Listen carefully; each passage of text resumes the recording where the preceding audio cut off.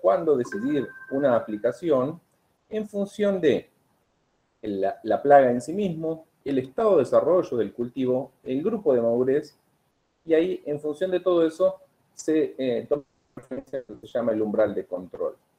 Lo mismo que ayer, el mismo criterio, que los grupos de madurez más cortos, ¿no es cierto?, tienden a tolerar menos que los grupos de madurez más largos, y hay que tener en cuenta cuál es la fenología del cultivo. En el margen izquierdo dice, en general, orugas defoliadoras, y ahí incluye, ¿no es cierto?, todo el complejo de orugas defoliadoras en soja, llámese medidora, anticarcia o el complejo Spodoptera. Si bien no hace referencia a bolillera, bolillera en sí no es una oruga defoliadora típica, o digamos, en sus primeros estados larvales sí se comporta como defoliadora, pero si es coincidente, digamos, su desarrollo en el cultivo con estados reproductivos, con la formación de vaina o grano, específicamente va a consumir, digamos, ese órgano, entonces el umbral en sí mismo para esa plaga baja sustancialmente.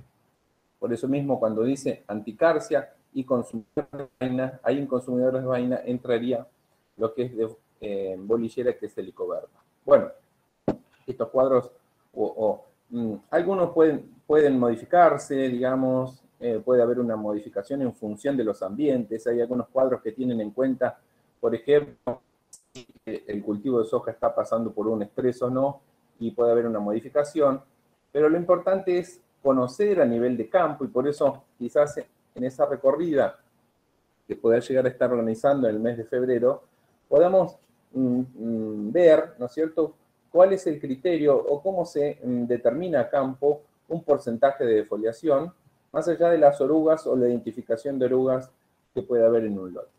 Así que bueno, no quería pasar por alto porque ayer no hablé tanto de defoliadoras, y es bueno, digamos, que se tenga en cuenta que este cuadro, digamos, es un resumen, digamos, de todas las investigaciones en sí mismo que hay en defoliación en soja con respecto a las principales plagas que causan defoliación. Bueno, esto es fundamental cada año, que en los lugares en donde ustedes desarrollan su actividad profesional tengan en cuenta cuál es la condición ambiental actual y cuál es la que ha predecido, digamos, en el tiempo.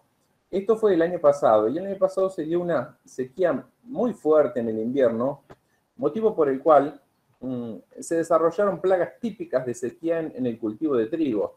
Específicamente, por ejemplo, algunos pulgones que se ven una vez cada muchos años, y de hecho lo estamos también viendo en esta campaña, pero en un nivel de intensidad menor, por ejemplo, el pulgón ruso. Bueno, esto es lo que pasó el año pasado, y esto relaciona, digamos, la lluvia.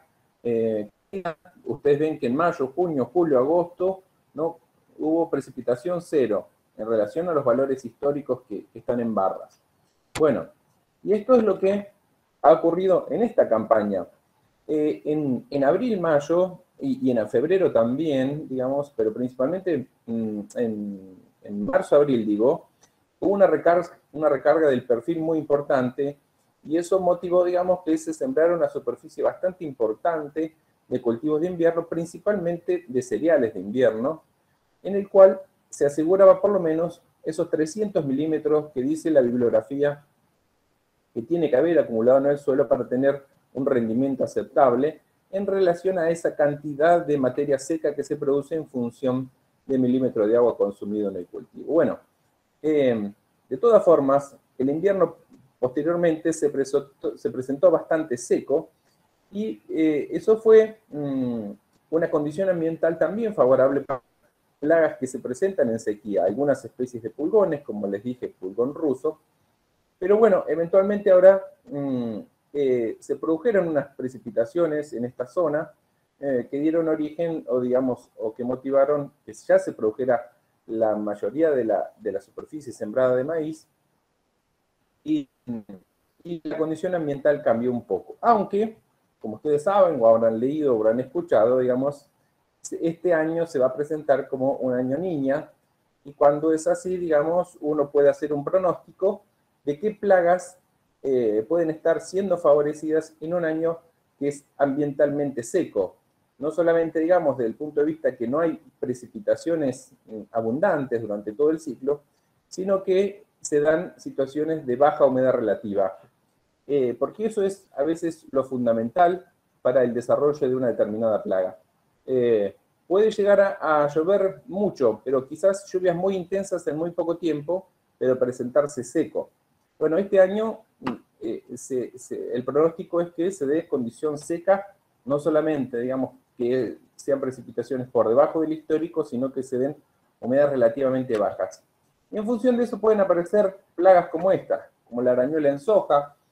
Este es un resumen, digamos, de lo que se sabe en el cultivo de soja en cuanto a su biología, los daños, los hospederos, ¿no es cierto?, el umbral de tratamiento y determinados productos registrados. Ustedes pueden ver eso. Ayer dijimos un poco de cuál es el criterio para la toma de decisión para arañuela.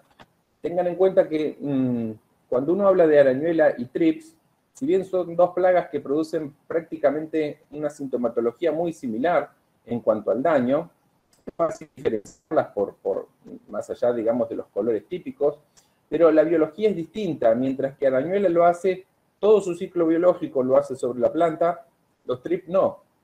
Parte de su ciclo biológico lo hace en el suelo cuando en pupa. Entonces, están bien diferenciadas, digamos, una generación de la otra, los trips. En cambio, arañuela hay, digamos, una mezcla de todos los estados que se llaman estados linfales, y huevos y adultos, y con generaciones superpuestas, en el cual, bajo una condición seca, se hace bastante difícil el control, más aún si se da la formación de tela. Acá estamos hablando de la especie Tetranicus. Bueno, ustedes ven quizás en esta foto, digamos, esos bien claritos, casi transparentes, son huevos, los más rojizos son los adultos, y no sé si ven alguna otra foto, ahí por ejemplo, hay una ninfa que puede ser una ninfa 1 o una ninfa 2 que es prácticamente transparente, y que al ojo humano esto prácticamente uno no lo ve. Entonces, es fundamental el apoyo o el soporte de una lupa cuando uno va a muestrear de arañuela.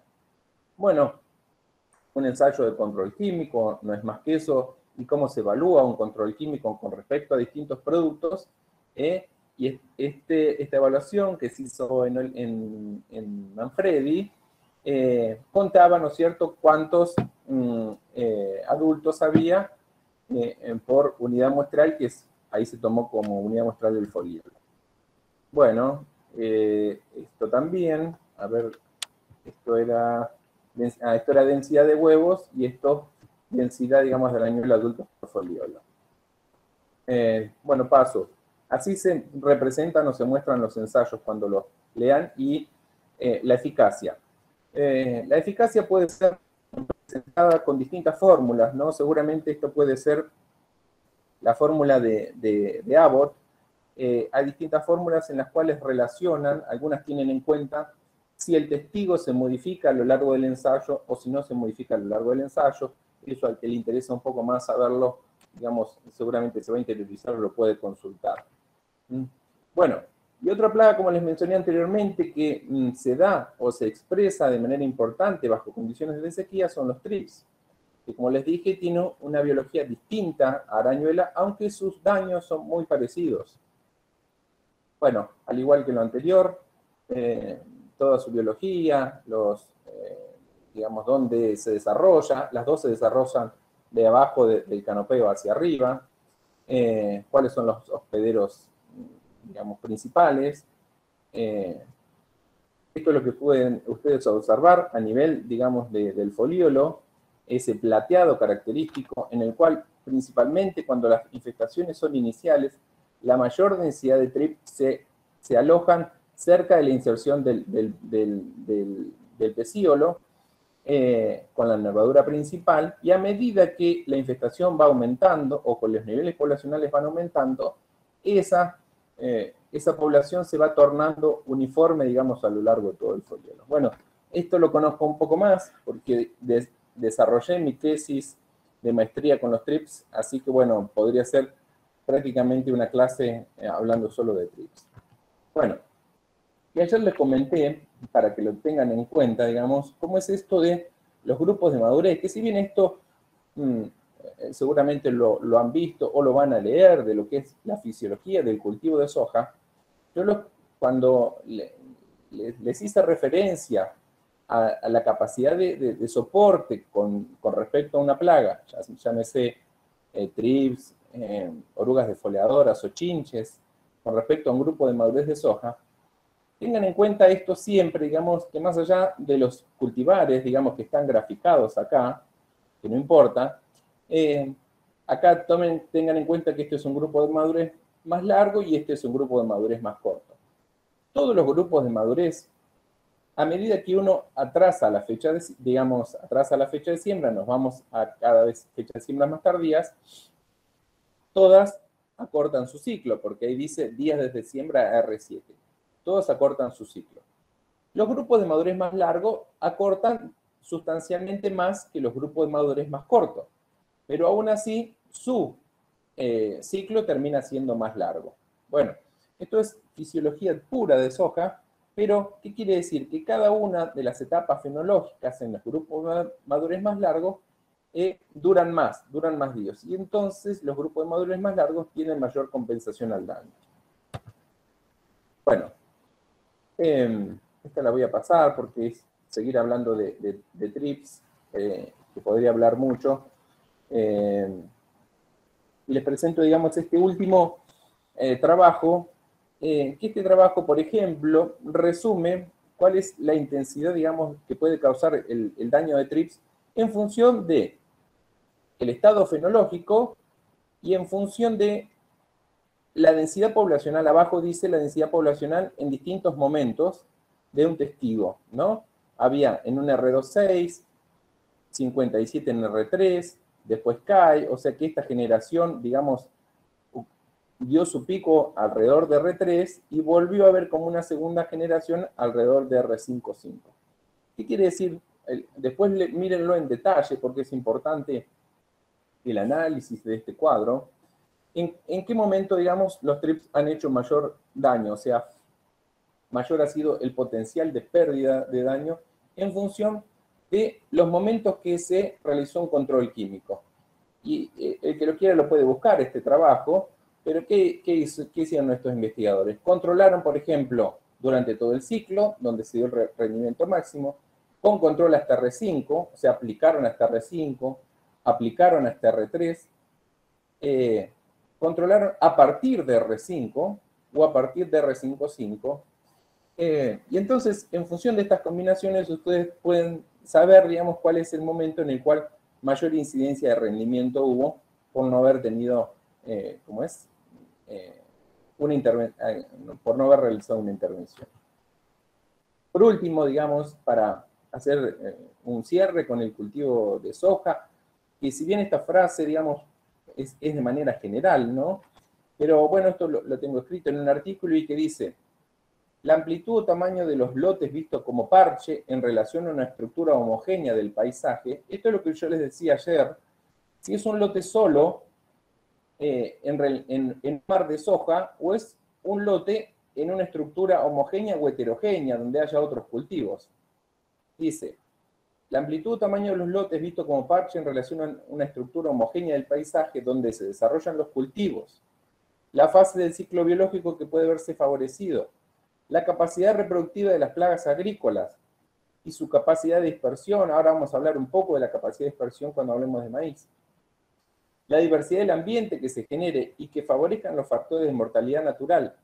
Y las características climáticas, por ejemplo, el ejemplo que les di recién del pronóstico de sequía para esta campaña, en donde se desarrollen los cultivos, van a interaccionar todos de manera conjunta. ¿Ven? Todo esto que interacciona de manera conjunta en la mayor o menor expresión de las dinámicas poblacionales de artrópodos perjudiciales y benéficos, y por lo tanto la expresión de esa plaga en un determinado cultivo. De a poco van a ir manejando todos estos conceptos que dice esta frase y van a ir entendiendo por qué una plaga se expresa de una forma en un ambiente y no en otro ambiente. Bueno, para el que les interese y quizás esté en la facultad, Este es un libro, digamos, que escribió el ingeniero Aragón hace unos años y fue la primera publicación que decía Guía de reconocimiento y manejo de plagas tempranas relacionadas a la siembra directa.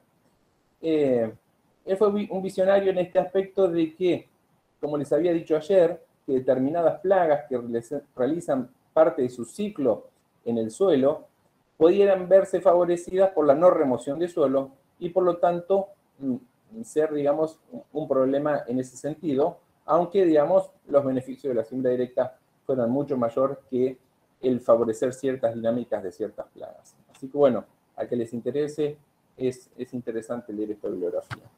Bueno, ayer les dije que hay insectos que están presentes en el momento de la implantación de cultivos. Y uno de los que ha recobrado de manera importante sus daños y que es motivo de consulta bastante estas últimas campañas son los gusanos blancos. Los gusanos blancos, ahora lo voy a pasar un tanto rápido, se diferencian en sus diferentes especies a través de los pelos del ráster. Este es el ráster, que es el último segmento abdominal, y unos tienen un dibujo y otros tienen otro. Por eso la ayuda de una lupa puede, con la ayuda de la lupa y una clave, pueden diferenciar todas las especies, porque no todos los gusanos blancos deben clasificarse de la misma forma. Entonces, otros tienen otra forma, digamos, otros dibujos en los pelos, ¿no? Otros tienen otros. Y que si bien, digamos, su biología en general es muy parecida entre unos y otros, en el mes de enero, febrero, digamos, es donde se produce, diciembre, enero, febrero, la postura de los huevos. Después está una etapa larval de larvas muy chiquitas. Después en el invierno estos van creciendo, pero no van creciendo en gran cantidad, pero sí se van enterrando, y cada vez que va habiendo más frío se van enterrando más. Si esto fuera la superficie del suelo, harían esto, digamos, y cuando vuelve la temperatura, digamos, en septiembre, vuelve, digamos, a estar más superficiales. Pero en este momento, septiembre, octubre, y por eso está en rojo quizás esta parte, es donde puede ser dañino en la implantación de cultivos, principalmente en aquellos cultivos en los cuales su densidad de semillas es baja en relación a otros cultivos.